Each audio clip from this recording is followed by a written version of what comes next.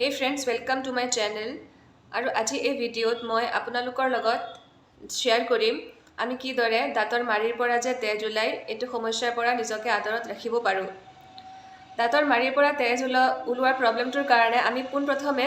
দন্ত চিকিৎসকৰ কাষ চাপি ডেন্টাল স্কেলিং গ্ৰহণ কৰাটো উচিত ডেন্টাল স্কেলিং বা দাঁত সাফা কৰাৰ যেটো পদ্ধতি তাকে কোৱা হয় ডেন্টাল স্কেলিং আমি 6 মাহৰ মূৰত এবাৰকে ডেন্টিষ্টৰ কাষ চাপি ডেন্টাল স্কেলিং গ্ৰহণ কৰাটো উচিত তেতিয়া আমি দাঁতৰ মাৰিৰ পৰা যে তেজ ওলাই এটো সমস্যাৰ পৰা প্ৰতিকাৰ লাভ কৰিব পাৰো আৰু দাঁতৰ মাৰিৰ পৰা তেজ ওলাই তাৰ আৰু কাৰণ হ'ল যদি ভিটামিন ডিফিচিয়েন্সি থাকে যদি ভিটামিন সি বা কে ডিফিচিয়েন্সি থাকে গতিকে আমি ভিটামিন সি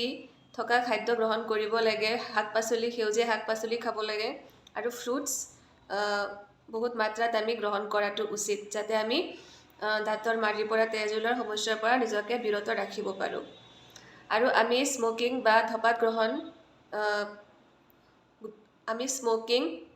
বা ধপাত গ্ৰহণৰ পৰা নিজকে আতৰত ৰখাটো উচিত আমি নিজকে আৰু আমাৰ প্ৰিয়জনকো এনে অভ্যাসৰ পৰা আতৰত ৰাখিবলৈ চেষ্টা কৰিব লাগে যাতে দাঁতৰ মাৰিৰ একো ক্ষতি সাব্যস্ত নহয় So friends,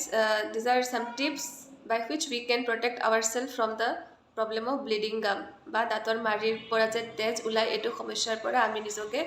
আতৰত ৰাখিব পাৰো So visit your dentist twice a year to undergo dental scaling dentistৰ কাষ চাপি আমি dental scaling গ্ৰহণ কৰাটো উচিত দাঁতৰ মাৰিৰ সম্পূৰ্ণৰূপে পৰিষ্কাৰ কৰি দিয়ে দাঁতৰ মাৰিত যিখিনি বীজাণু থাকে সেই বীজাণু থকাৰ ফলতে কিন্তু দাঁতৰ মাৰিৰ পৰা তেজ ওলাই আৰু সেই বীজাণু একমাত্ৰ আমি স্কেলিংৰ সহায়ত ডেন্টিষ্টৰ কাষ চাপি আমি গ্ৰহণ কৰাটো উচিত তেতিয়া আমি প্ৰতিকাৰ লাভ কৰিম আশা কৰো এই মোৰ ভিডিওটো চাই আপোনালোক অলপ হলেও উপকৃত হ'ব thank you so much and please keep sharing my video and like my